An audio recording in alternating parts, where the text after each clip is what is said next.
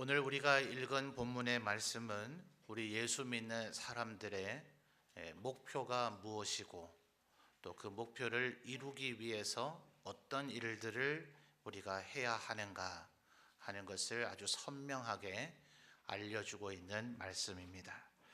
자, 먼저 15절을 보시면 15절에서 우리 예수 믿는 사람의 최종적인 목표가 뭔가 그걸 한번 찾아볼까요? 15절 오직 사랑 안에서 참된 것을 하여, 그 다음 뭐라 그럽니까? 범사에 그에게까지 잘할지라, 잘하라는 얘기죠. 근데 누구의, 그가 누구냐? 그 다음에 바로 이어서 나오죠. 그는 머리니 곧 누구예요? 그리스도다. 그래서 15절에 있는 표현을 정리를 한다면 범사에, 우리의 모든 영역에서 예수 그리스도처럼 자라가는 것, 이것이 우리 예수 믿는 사람의 목표다, 이런 것입니다. 16절을 이어서 보셔도 하반절에 보면 또 잘한다 하는 그 표현이 또 나타나죠. 그래서 16절은 바로 우리 각 사람이 그 예수 그리스도처럼 자라가는 그 구체적인 방법이 뭔가, 그거를 이야기해 주고 있어요. 그래서 16절 보십시오. 그에게서, 예수 그리스도를 얘기하겠죠. 온 몸이, 그 다음에 각 마디를 통하여를 사실은 생략해도 말은 됩니다. 그에게서 온 몸이 각 마디를 통하여를 생략하면 뭐가 돼요? 자, 같이 그걸 생략해서 읽어볼까요? 그에게서 온 몸이 도움을 받는 거죠. 그러니까 사실은 도움의 주체, 우리로 하여금 예수 그리스도처럼 자라가게 만드는 그 도움의 근원적인 주체는 예수 그리스도십니다.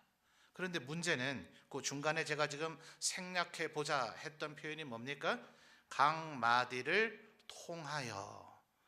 자, 예수님께서, 하나님께서 그분의 그 신령한 은혜와 능력을 강권적으로 하나님이 우리에게 직접 기름 부어 주시기도 하시지만, 그것은 기한 기사와 이적이라고 하는 하나님의 강권적인 섭리가 발동될 때 가끔 그런 일이 일어나고, 평상적으로는 각 마디, 결국 사람들을 얘기합니다. 우리 사람들을 통해서 우리에게 도움을 주셔서, 자, 16절 그 다음 뭐가 나옵니까? 연결되고 결합되어.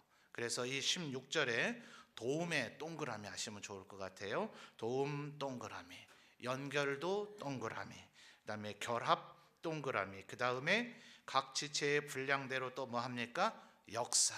자, 네 가지가 나타나죠. 그렇게 될 때 그 몸을 자라게 하고 또 사랑 안에서 스스로 뭐 한다고요? 세우느니라, 이렇게 얘기하고 있어요. 그러니까 우리 각 사람이 예수 그리스도만큼 자라가는 네 가지 방법은 뭔가 한번 따라 하시죠. 도움, 연결, 결합, 역사. 자, 이런 네 가지가 아주 조화롭게 이루어짐으로써 우리 각 사람이 예수 그리스도처럼 자라가게 만든다 말입니다. 그런데 말이죠, 이것이 지금 여러분이 예배드리고 있는 이곳, 지금 한번 앞뒤 좌우를 살펴보십시오. 지금도 아마 이 자리에 일부 예배에 또 이제 많은 인원들이 빠져 계시기 때문에 그저 한 300명 가까운 성도들이 앉아 계실 것 같아요. 자, 이 모습을 우리가 일반적인 교회라고 생각하면 이 15절 16절 말씀, 이게 되나? 이게 가능한가? 이제 이런 생각들을 하게 될 수가 있습니다.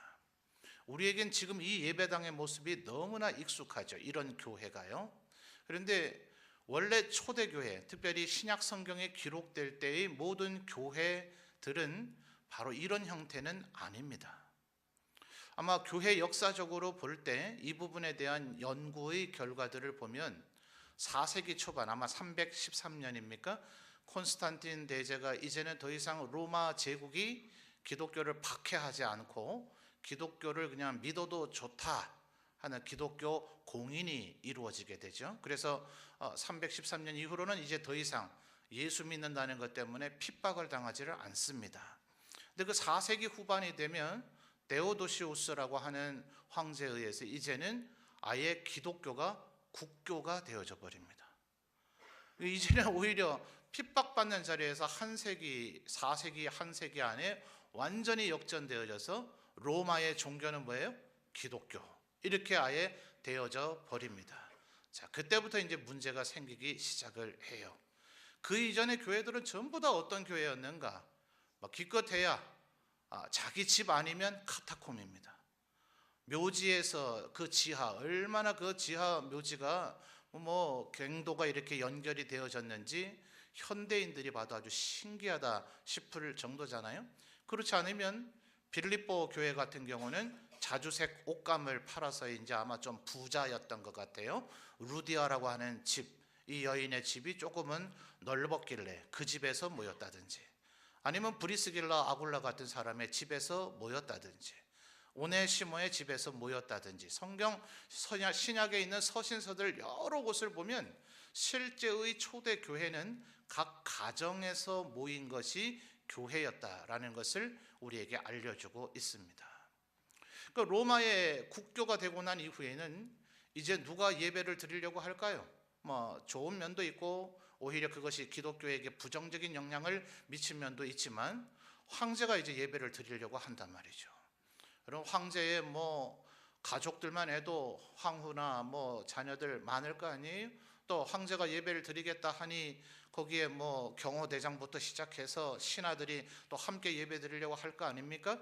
그때부터 지금과 같은 이런 거대한 건물, 일종의 홀, 예배당, 이런 것들이 교회의 주류가 되기를 시작했어요.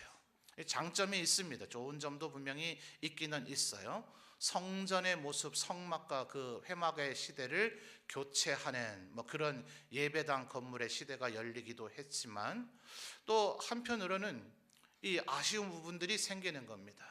자, 우리 교회도 이제 일부 예배를 시작해서 이것이 한 1, 2년 정도 더 지나고 나면 계속해서 일부 예배를 드리는 분과 계속해서 2부 예배 드리는 분은 이제 요람에서만 얼굴을 확인할 뿐 서로를 전혀 모르는 상황이 벌어질 수 있어요. 우리 교회는 그래도 좀 괜찮은 겁니다. 대도시의 소위 초대형 교회를 가면 예배당 건물 그렇게 크게 지어놨지만 그래봐야 한 번 예배 드릴 때 10,000명 들어가는 예배당 거의 없을 거예요. 그런데 그 교회 성도가 15만 명 이렇게 되면 어떻게 돼요?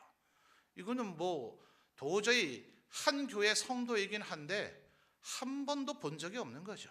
예. 그러니까 우리 교회에서도 간혹 그런 일이 있었습니다만 대도시의 교회들은 가끔씩 빈번하게 일어나는 일이 뭐예요? 길을 가다가 예수 믿으세요 하고 전했더니 누구예요? 자기 교회 성도라. 자기 교회 같은 교회 성도인데도 그것도 모르고 예수 믿으라고 복음을 전하지를 않나. 운전하다가 접촉사고가 나서 그냥 간단히 좀 인사하고 전화번호만 받고 말았으면 얼마나 좋았겠어요. 험한 소리까지 하며 시컨 싸웠는데 나중에 알고 보니 서로 같은 교회 성도예요. 이런 웃지 못할 일들이 벌어진단 말이죠. 자, 그런 교회 구조 속에서는 지금 15절, 16절에서 얘기하고 있는 이런 일들은 거의 일어나기가 어려워요. 그러다 보니 우리 현대의 성도들에게는 이런 것은 그냥 성경에서 하는 얘기, 이랬으면 좋겠다 하는 얘기, 살다 보면 이런 일도 일어날 수 있겠다 하는 이런 정도의 수준으로 이것을 치부해버리고 많은 사람들이 많지 않은가 하는 그런 아쉬움이 있는 겁니다. 오직 주일 오전 11시에 와서 한번 예배 드리고 나면 그러면 내가 이제 하나님의 백성이 된 듯한, 나는 예수님을 믿는 사람인 것 같은, 그래서 나는 천국에 갈 수 있을 것 같은 안도감 속에서 한 주간을 살아갈 수 있을지는 모르지만 안타깝게도 그것이 착각일 수 있다 하는 거예요. 분명히 지금 15절은 뭐라고 얘기하고 있습니까? 다시 한번 주목해서 보세요. 오직 사랑 안에서 참된 것을 하여, 그 다음에 무서운 단어가 나옵니다. 뭐예요? 범사예요. 범사에 그에게까지 뭐 하라고요? 자랄지라라고 하는 이 말은 자라기 이전의 상태와 자라고 난 후의 상태가 있다는 것을 알려주는 말이죠. 맞습니까? 그저 똑같은 상태로 그대로 그냥 존속되는 거라면 자랄지라라는 말을 안 할 거예요. 16절에서도 아까도 지적해 드렸습니다만 하반절에 도움, 연결, 결합, 역사 이 네 가지가 조화롭게 이루어서 결국 그 몸을 뭐하게 한다고요? 자라게 하며 그 다음 마지막 단어 뭡니까? 사랑 안에서 스스로 뭐한다고요? 세운다. 이런 사실은 세운다고 하는 이 말은 성경에서 우리 기독교의 공동체 이 교회 하나님의 백성을 인간의 몸으로 묘사할 때는 자란다 이런 표현을 쓰지만 건물이라고 하는 표현으로 비유적으로 설명할 때는 세운다는 표현을 쓰거든요. 무려 지금 15절 16절에서 세 번이나 우리는 예수 믿기 이전의 상태 혹은 처음 예수 믿을 때의 상태로부터 뭔가 달라져 가야 되는 존재라는 것을 지금 계속해서 얘기해 주고 있단 말이죠. 자, 이거를 이제 몸과 관련해서 비유를 했으니까 우리 현대인들이 조금 더 알기 쉽게 조금 비유를 변형해서 생각한다면, 여러분 가끔 우리들이 몸에 병이 생겨서 장기 이식을 하는 그런 일이 벌어질 수 있죠. 그러면 내 몸에 간을 교체해야 된다. 너무나 손상돼서 도저히 안 되니 이걸 아예 잘라내고 다른 사람의 간을 이식받아야 된다. 자, 아무 사람의 거나 받을 수 있습니까? 안 되죠. 혈액형도 같아야 되겠고 기타 등등 아마 일치돼야 되는 조건들이 굉장히 많은 줄로 압니다. 쉽지 않죠. 그러니까 장기를 이식하겠다는 사람이 있어도 그 조건이 맞아떨어지는 사람이 나타날 때까지는 몇 년간 수술을 하지 못하는 그런 상황도 벌어집니다. 더 안타까운 것은 수술을 하고 났는데 의료진들이 정말 이거는 딱 맞다, 이거 수술하면 된다 싶어서 수술을 했는데도 불구하고 우리 인간의 몸에서 아직 우리 인간들이 다 밝혀내지 못한 어떤 원인 때문인지는 모르지만 이 원래 있던 몸이 새로 이식이 되어진 그 장기를 내 몸의 일부가 아닌 것으로 인식을 해버려서 아마 피의 백혈구가 그런 기능을 하나요? 그것을 외부에서 들어온 이물질이라고 여겨서 공격하는 일이 벌어지는 거죠. 그러면 이제 이 이식한 이 장기가 다시 쓸모가 없어지거나 또 못 쓰게 되어져서 이걸 제거하고 또 다른 걸 이식을 받아야 되거나 더 심각하면 그 원래의 몸까지도 사망에 이르게 되는 아주 안타까운 일들이 벌어질 수도 있는 거죠. 뭐가 안 되면요? 내 원래의 몸과 이식되어진 그 장기가 서로 완벽하게 하나로 호환되지 않으면 그런 일이 벌어진단 말이에요. 지금 15절은 사실상 그 얘기를 하고 있는 겁니다. 처음에는 우리가 예수 그리스도의 모습과 같지 않겠죠. 그분은 거룩하신 하나님이셨고 우리는 본질상 진노의 자녀, 에베소서 2장 1절에서 3절까지 나오잖아요. 완전히 죄악 가운데 멸망당에 마땅한 그런 존재였는데 우리가 예수 그리스도로 말미암아 이제 거듭나고 예수 그리스도의 십자가의 보혈로 말미암아서 이제 막힌 담이 헐어져서 온전히 하나가 되어지면 말하자면 이식이 된 겁니다. 이걸로 끝이 아니라 성경은 우리에게 자라가야 된다는, 이제 예수님의 몸과 온전히 똑같아져야 된다는, 호환되어져야 된다는 그 수준까지 우리가 뭐 해야 된다고요? 자라가야 된다는 것을 이야기해주고 있는 겁니다. 심각하게 여기셔야 돼요.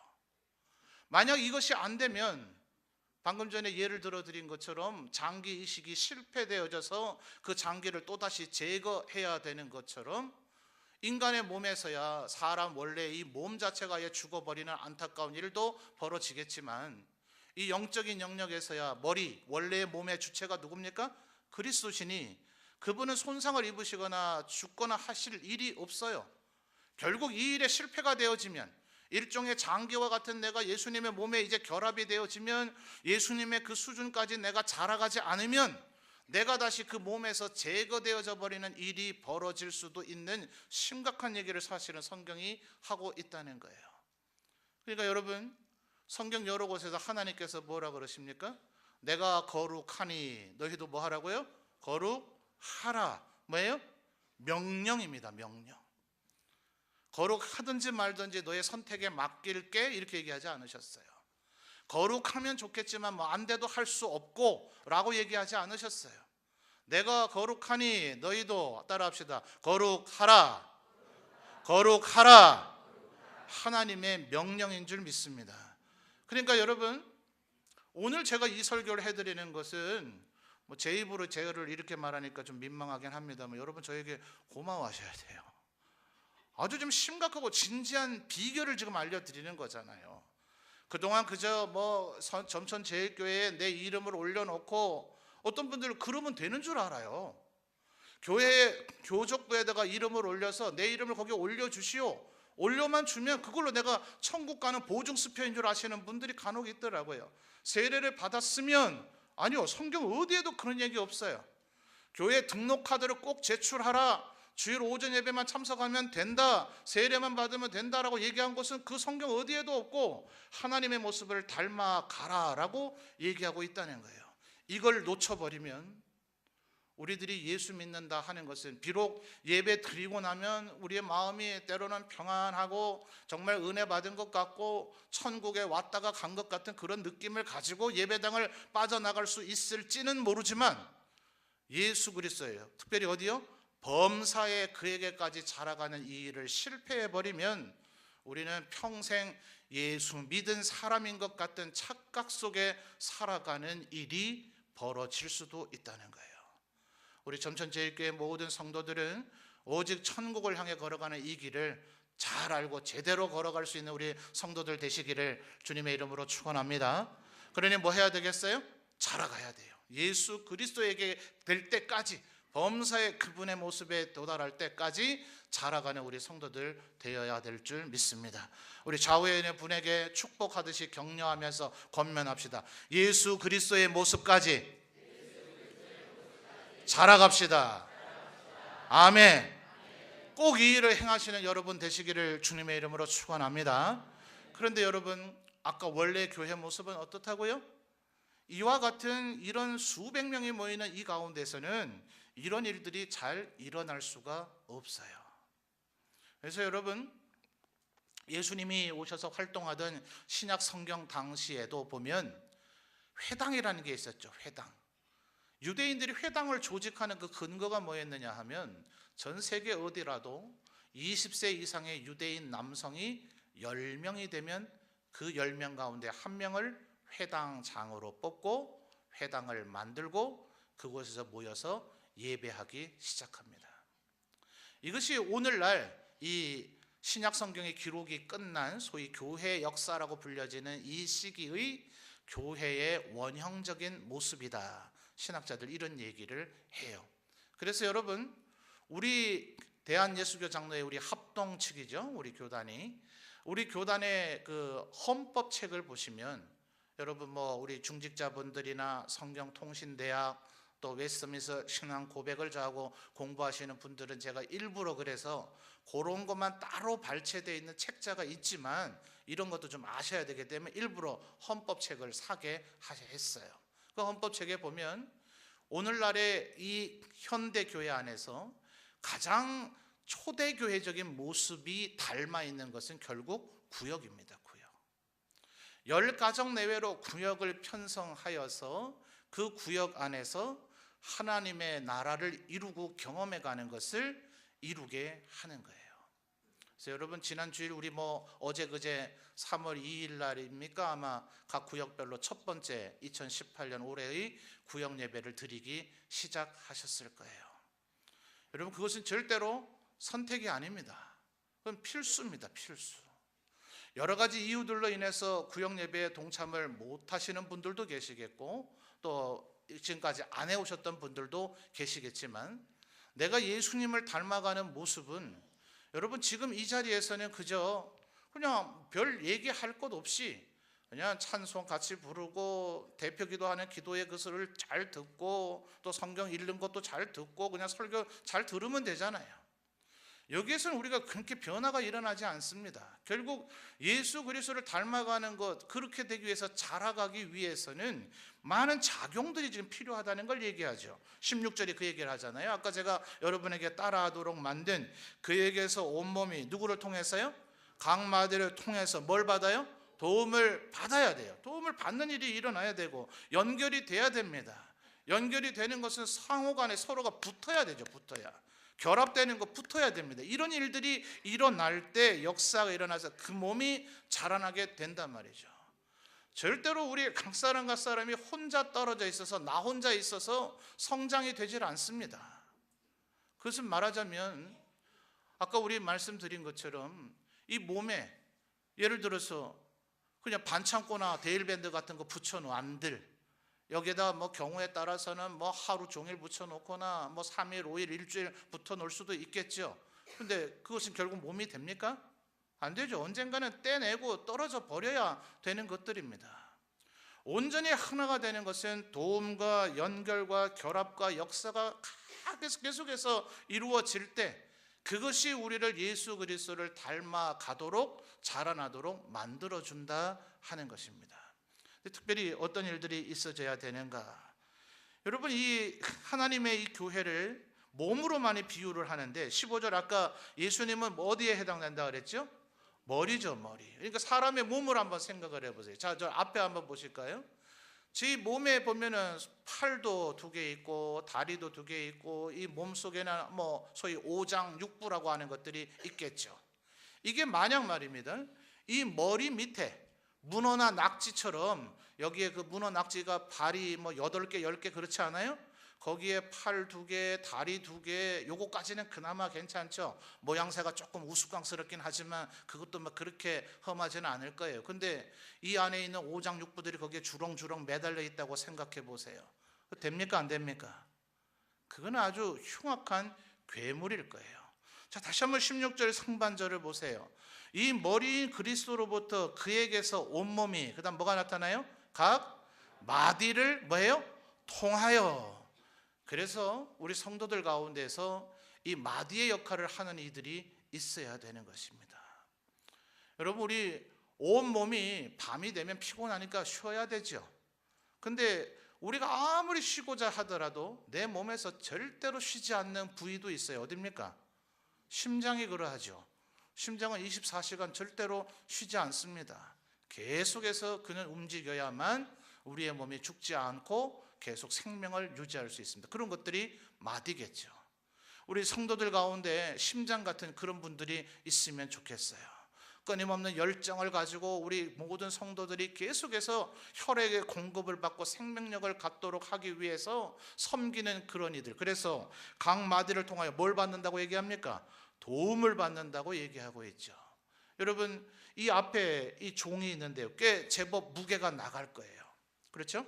근데 제가 지금 2개의 손가락으로 이것을 들어 올렸습니다. 2개의 손가락만 있으면 이걸 뭐 들어 올린다는 건 그렇게 어려운 일은 아니에요. 그런데 이 2개의 손가락이 이 종을 들어 올리게 하려고 하려면 결국 이 손이나 손목이나 이 팔꿈치나 이 어깨 같은 이 관절의 이 마디들, 이것들이 있을 때 내 머리이신 그리스도께서 이 종을 한번 들어보지 않으련라고 어떤 명령을 내리실 때 이 2 손가락이 아무리 이것을 들고 싶다 할지라도 이 마디들이 제 기능들을 해주지 않으면 이것을 들어올리는 일은 일어나지 않는단 말이에요. 그러니 우리 성도들 가운데서 이 각 마디와 같은 이들이 있어서 누군가를 도와줄 때 그 사람의 이 손가락 끝과 같은 존재들이 어떻게 돼요? 예수 그리스도의 모습에 이를 때까지 자라나게 되는 일들이 일어난다 하는 것입니다. 그러니까 여러분, 이 구역 예배에 꼭 동참하셔서 함께 그곳에서 은혜를 나누는 여러분들 되시기를 주님의 이름으로 축원합니다. 여러분, 사실 저와 같은 목회자들은 여러분과 대화를 하고 뭐 저에게 뭐 면담을 하시는 분도 있고 뭐 이렇게 저렇게 신방에 꼭 형식을 갖추지 않아도 저하고 만남을 하는 분들이 있어요. 뭐 이런저런 상담도 하고 문의도 합니다. 그럼 저는 어떻게 해야 되겠어요? 저는 사실은 정답을 말씀드릴 수밖에 없죠. 그 중간 과정의 방법이나 기술이야 뭐 사람에 따라서 여러 가지 다른 방법을 쓸 수는 있겠으나 결국 궁극적으로는 성경이 뭘 말하고 있는가, 하나님께서 우리에게 뭘 원하고 계시는가, 그것을 궁극적으로는 여러분에게 말씀드릴 수밖에 없어요. 이것은 뭐 좋은 조언자와 좋은 안내자일 수는 있겠습니다만은 저도 태어날 때부터 목사였던 건 아니잖아요. 반대로 제가 어린아이였을 때, 청소년 청년이었을 때, 주일학교의 교사거나 그냥 성도였을 때 목회자들을 만나서 늘 하는 얘기가 빤한 정답만 얘기할 때 때로는 좀 밥맛이 없더라고요. 여러분, 그런 가운데서는 사실은 큰 성장과 성숙이 일어나지 않습니다. 저는 별도의 직업을 가지고 있지 않잖아요. 여러분을 섬기기 위해서 오직 목회의 일만 하잖아요. 여러분이 직장 현장에서 겪고 있는 그 고충들을 저는 거의 경험해 보지를 못했어요. 여러분들이, 저는 목사이기 때문에 교회에 제공된 사택 안에서 예배당 울타리 안에 살고 있으니 사실은 범죄에 노출되지가 잘 그렇게 많지 않습니다. 물론 저도 수많은 범죄를 저지른 사람 중에 하나입니다만, 우리 성도님들이 늘 직면해 있는 그 범죄 현장 가운데 그렇게 미혹과 유혹 가운데 노출되어 있지 않아요. 저에게서 들을 수 있는 말은 너무나 뻔한 정답밖에 없습니다.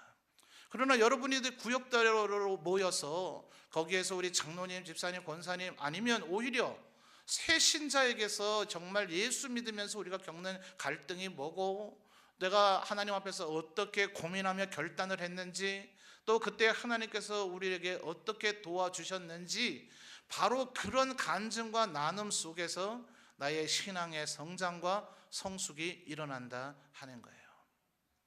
여러분, 물론 그렇게 구역 단위로 모이다 보면 때로는 시험이 들 수도 있고 갈등이 생길 수도 있고 오히려 은혜를 쏟아버리는 일이 일어날 수도 있습니다.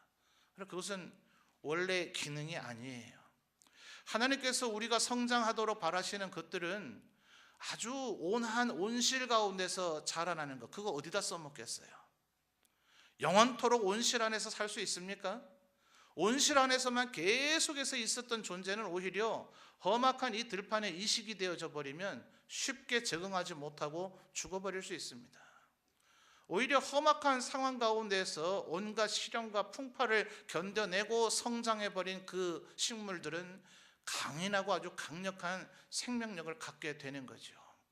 여러분, 예수님께서 비유하신 좋은 씨앗과 4개의 밭의 비유 또한 그렇지 않습니까?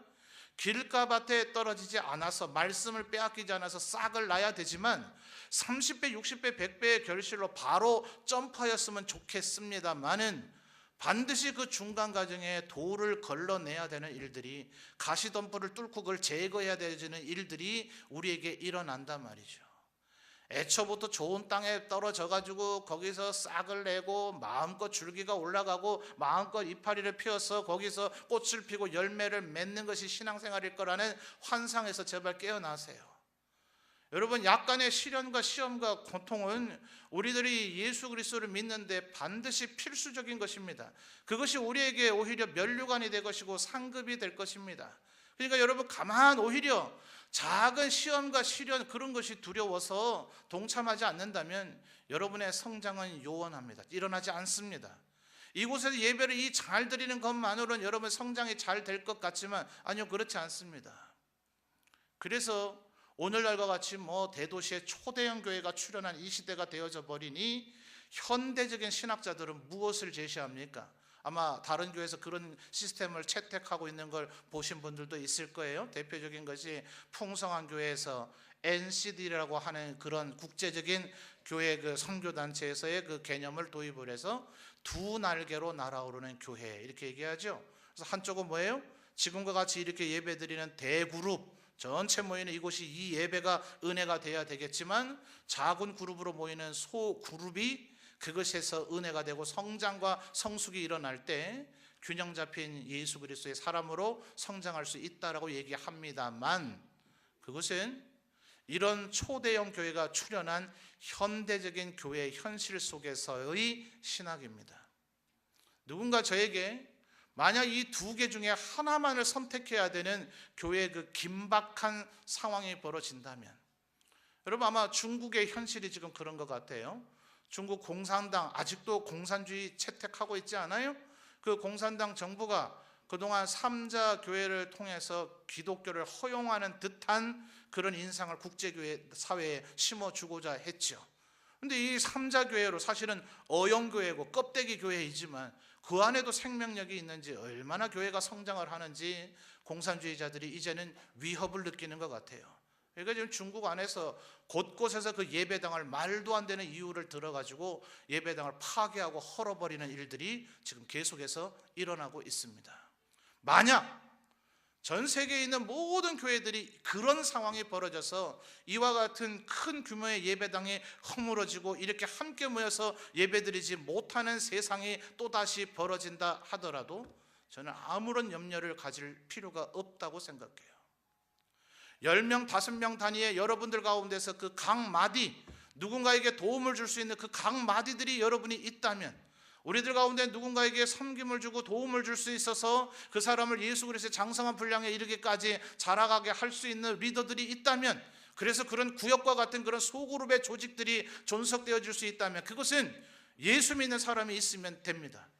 다른 그 무엇도 필요하지 않습니다. 성경이 없어도 교회는 살아남았습니다. 찬송가가 없어도 살아남았습니다. 피아노가 없어도, 악기가 없어도, 찬양대가 없어도 교회는 살아남았습니다. 예배당이 없어도 살아남았습니다. 오직 예수 그리스도를 알고 그들을 섬기고 도우려고 하는 강마디와 같은 존재들이 있을 때, 하나님의 교회는 지난 2000년간 왕성한 생명력을 가지고 지금도 이 진리의 복음을 전해오고 있는 줄 믿습니다.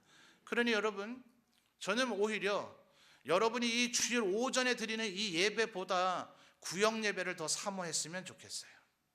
아주 극단적으로 말씀드려 볼까요? 정말 일주일에는 한두 시간밖에는 이 신앙생활에 할애할 수가 없다 그러면 차라리 여기 오지 마시고 구역 예배 가세요. 그 구역 예배를 통해서 여러분의 신앙의 성장과 성숙이 일어나게 될 거예요. 여러분, 흔히 목사들이 설교 잘하는 걸 성도들이 좋아합니다. 아주 적당한 목소리와 크거나 작지도 않은 적당한 톤에 아주 논리를 가지고 적당한 유머를 섞어서 발음도 좋고 아주 명쾌하게 우리에게 쏙쏙 들어오게 해주는 설교를 해주면 참 좋겠지만, 그 설교를 들음으로 인해서 우리의 성장과 성숙이 그렇게 일어나지는 않습니다. 언제나 계속해서 예언드리는 게 뭐예요? 이 설교의 말씀을 들음으로써 생겨지는 여러분의 그 마음의 감동이, 그것이 행동의 실천으로 연결이 되어져야 됩니다. 저는 여러분, 이 300명 넘는 분들이 이 말씀의 동기부여를 받아서, 이 말씀의 권면과 자극을 받아서 여러분이 이 말씀에 순종하는 섬김의 실천을 했는지를 제가 일일이 점검할 수가 없어요. 그러나 10명, 20명 단위로 모이는 그 구역에서는 우리 한 주간 동안 어떻게 살았는지 삶이 너무나 투명하게 드러나기 때문에, 거기에서 내가 힘들고 어려울지라도 말씀에 순종하는 순종들이 일어나게 되어집니다. 바로 거기서 생명의 역사가 일어난다는 사실을 우리 성도들이 꼭 기억했으면 좋겠습니다. 그래서 우리 지난 금요일부터 이미 시작되어졌습니다만, 여러분 7, 8월, 1, 2월 너무 더울 때, 너무 추울 때 빼고 나면 몇 번 모이지도 못해요, 이제는. 그래서 여러분, 할 수 있는 대로 구역 예배에 동참하는 우리 성도들이 되시기를 주님의 이름으로 부탁을 드립니다. 여러분, 그래서 16절 하반절을 보면 각 지체에 뭐라고 되어 있어요? 아까 도움, 연결, 결합, 네 번째가 뭐였습니까? 역사인데, 어떤 역사요? 각 지체의 뭐대로요? 분량대로 역사를 하는 것이란 말이에요. 그러니까 여러분, 예를 들어 12주 이 봄에 구역 예배를 모인다. 우리 구역에 12가정이 있다. 그러니까 무조건 한 번씩은 집을 공개해야 된다. 이렇게 제발 기계적으로 움직이지 않았으면 좋겠어요. 여러분, 내 가정을 오픈해서 예배를 드린다는 것은 축복받는 길이기는 합니다. 그곳이 예배 처소가 되어지고, 그곳이 하나님의 집이 되어지고, 마치 베델이 되어지고 하는 셈이 될 터이니, 자기 집을 오픈해서 예배를 드리는 것은 굉장히 축복받는 일일 거예요. 그러나 성격상으로 자기 집을 오픈하기 어려운 분도 있습니다. 도저히 그럴 만한 형편이 안 되는 분도 있어요. 그럴 때는 구역장님들 너무 부담 갖지 말고 들으세요. 구역장님 집에서 12번 예배 드릴 수도 있는 거죠. 그렇지 않아요? 꼭 그 균등하게 한 번씩은 무조건 해야 된다. 그것이 그 사람의 가정에서 그 사람을 예배드리게 함으로써 그 사람을 성장하게 하고 그 사람을 축복받게 하는 배려로서는 좋은 것이지만, 우리가 균등하게 해야 된다는 것은 성경의 원리가 아니란 말이에요. 발상의 전환을 가지십시오. 각 지체에 뭐 돼요? 각 지체의 분량대로 역사해야 된다 하는 거예요. 또 한 가지 좀 아쉬운 부분은, 구역 예배를 드리는 것이 오히려 2부 순서에 간식이나 뭐 접대하는 무슨 다과를 장만하는 것이 메인이 되어버린 듯한 경향이 좀 있습니다. 이제 대신방도 마찬가지입니다. 여러분, 안타까운 것은 목사를 예배 드리고 나면 뭔가를 대접해야 되지 않는가, 이게 부담돼서 신방을 못 받는 가정이 간혹 있는 것 같아요. 제발 그러지 마세요. 여러분, 제 몸매가 이렇게 굵어진 건 여러분 탓도 있어요. 대신방 10가정 하면서 집집마다 내어놓으신 거 안 드시고 가면 서운하다 그래서 꼭 하나씩은 드셔야 된다 해가지고 먹고 나서 제가 먹기를 싫어하진 않습니다만 그날 저녁은 저도 힘들어요. 여러분, 이제는 우리가 식사하셨어요? 이렇게 인사할 만한 시대는 지나갔잖아요. 먹는 것으로 사랑을 표현할 필요 없습니다. 그것이 메인이 되면 안 돼요. 우리가 구역으로 모여야 되는 것은 뭐예요? 은혜를 나누고, 따라합시다. 은혜를 나누고 예수 그리스도를 닮아가는 성장이 있어지기 위함이다 하는 거예요. 여러분, 지혜가 필요합니다. 내가 좀 넉넉하고 여유가 있어도 내가 오늘 많이 내놔서 대접을 하면 다른 가정이 부담될 수 있어요. 그럴 때 절제할 줄 아는 것도 지혜입니다. 어느 가정에서 예배를 꼭 드리게 하면 좋겠는데 이분의 성격이 내가 뭔가 대접할 것이 없으면 그것을 막 힘들어해요. 그러면 지혜를 좀 발휘하세요. 전화해가지고 집사님, 우리 집에 먹을 게 있는데 이게 며칠 지나면 상해서 못 먹게 생겼네. 이번 주 집사님 가정에서 구역예배 드릴 때 이거 가져가서 우리 같이 좀 나눠 먹으면 안 될까?